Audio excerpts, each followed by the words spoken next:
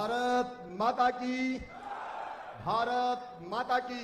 नौजवान बेटे बेटियों और विशेषकर मेरी बहनों, मैं तुमसे कहने आया हूं, प्रधानमंत्री नरेंद्र मोदी जी के नेतृत्व में बहनों के सशक्तिकरण का महायज्ञ चल रहा है। प्रधानमंत्री नरेंद्र मोदी जी का संकल्प है, हर एक बहन को लखपति दीदी बनाया जाएगा। लखपति दीदी का मतलब है हर बहन की आमदनी साल में कम से कम 1 लाख रुपया होनी चाहिए, तो वो कहलाएगी लखपति दीदी। मेरी बहनें क्यों गरीब रहे, उनकी आंखों में क्यों आंसू रहे, वो क्यों हाथ फैलाए? अरे उनको भी जीने का हक है, उनको भी मुस्कुराने का अधिकार है, उनको भी आगे बढ़ने का हक है। और इसलिए प्रधानमंत्री जी ने लखपति दीदी बनाने का संकल्प लिया है। मेरी बसीघाट की दीदियों, मेरी बंगाल की बहनों, वो विभाग मेरे पास ही है। प्रधानमंत्री जी ने कहा था 3 करोड़ लखपति दीदी 2027 तक बनाएंगे। हमने 3 करोड़ लखपति दीदी बनाने का लक्ष्य समय के पहले ही पूरा कर लिया।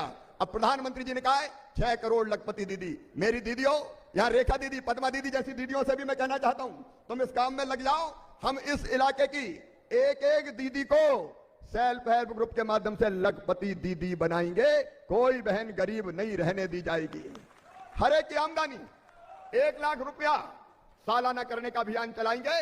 लखपति दीदी, मेरी दीदियों, मैं तुमसे पूछना चाहता हूं, क्या कोई बहन को गरीब रहना चाहिए? बहन को गरीब रहना चाहिए क्या?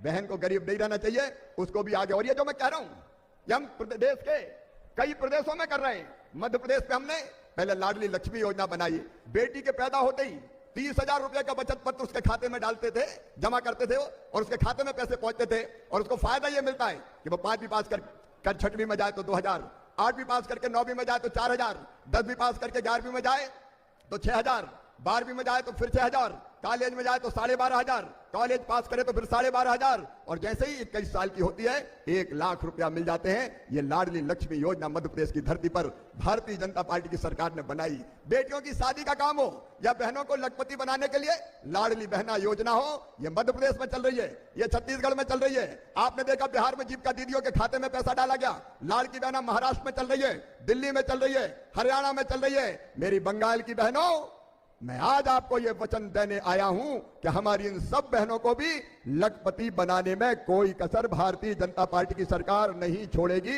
यह संकल्प है भारतीय जनता पार्टी का।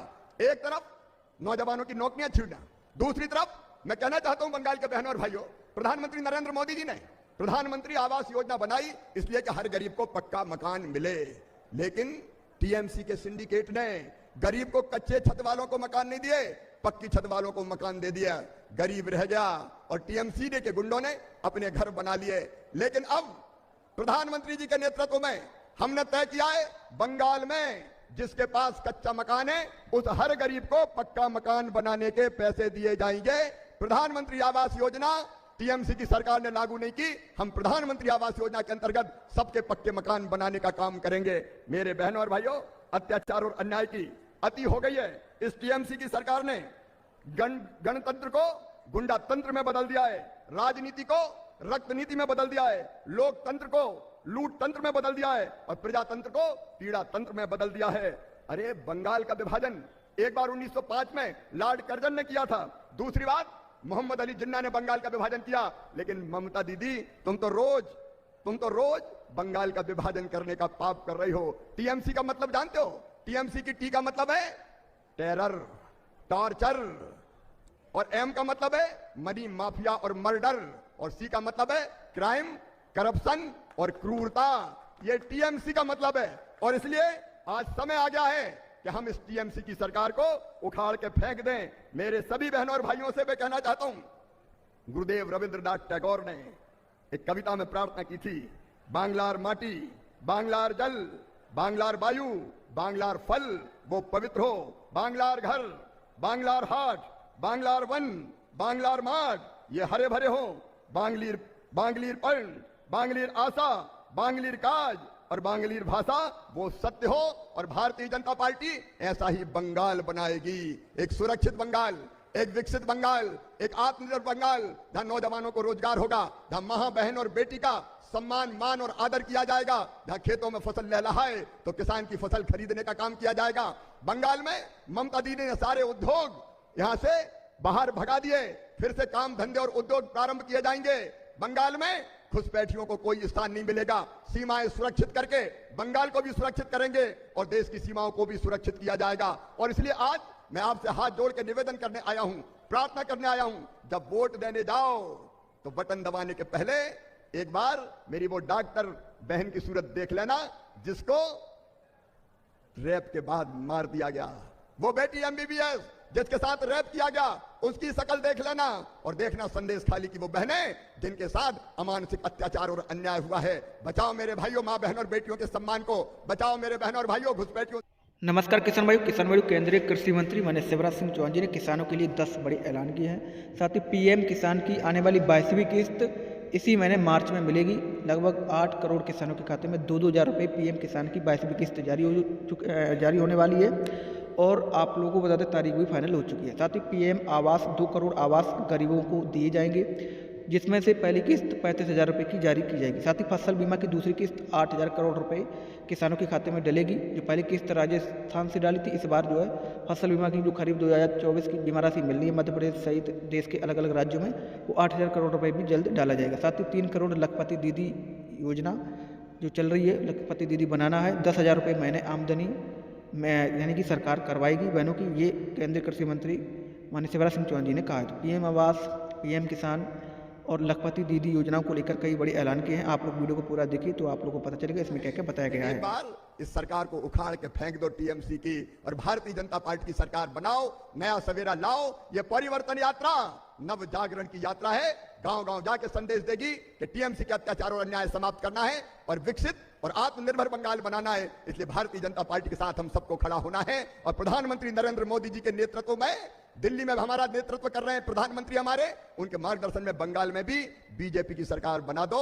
मैं आपको विश्वास दिलाता हूं, हम बंगाल की तस्वीर भी बदलेंगे और यहां की जनता की तकदीर भी बदलेंगे और बंगाल से खिलवाड़ करने वालों को जेलों की राह दिखा के बताएंगे। गुंडागर्दी का अंत होगा, घुसपैठ समाप्त होगी, बंगाल के नौजवानों को रोजगार मिलेगा। इसलिए आप सबसे प्रार्थना है, कमल के फूल की बटन दबाएं और भारतीय जनता पार्टी की सरकार बनाएं। बोलिए आप सब तैयार हैं? जोर से बताइए सब तैयार हैं? तो आइए आज परिवर्तन यात्रा शुरू करने बहनों और भाइयों। घुसपैठियों को अपने देश में घुसने देना चाहिए क्या? जोर से बताओ, घुसपैठियों को घुसने देना चाहिए क्या?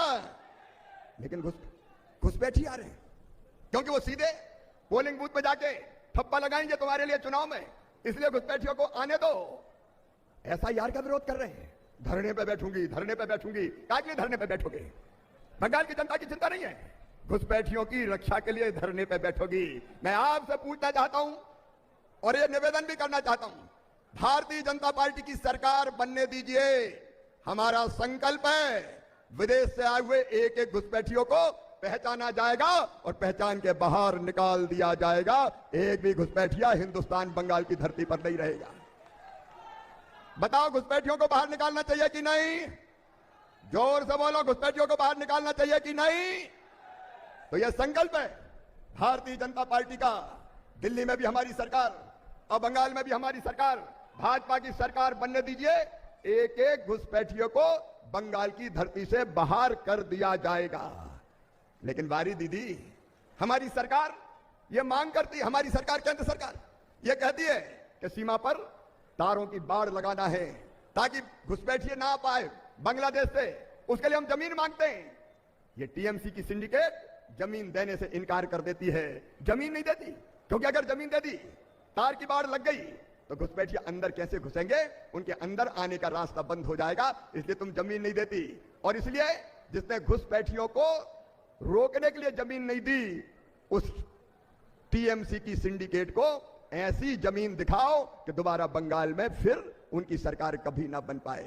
क्या मिला है मेरे बहन और भाई? बंगाल को क्या दिया है टीएमसी ने? 15 साल हो गए, 15 साल हो गए। एक तरफ घुसपैठ, एक तरफ बहन बेटी और हमारी दीदियों के साथ अत्याचार और अन्याय, और तीसरी तरफ बेरोजगार बेटे बेटियों, तुम्हारी नौकरियां खा गई है सरकार।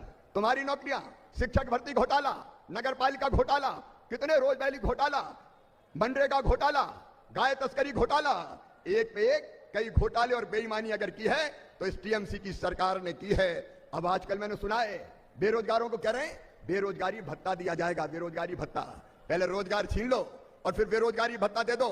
मैं अपने नौजवान बेटे बेटियों और विशेषकर मेरी बहनों, मैं तुमसे कहने आया हूं प्रधानमंत्री नरेंद्र मोदी जी के नेतृत्व में बहनों के सशक्तिकरण का महायज्ञ चल रहा है।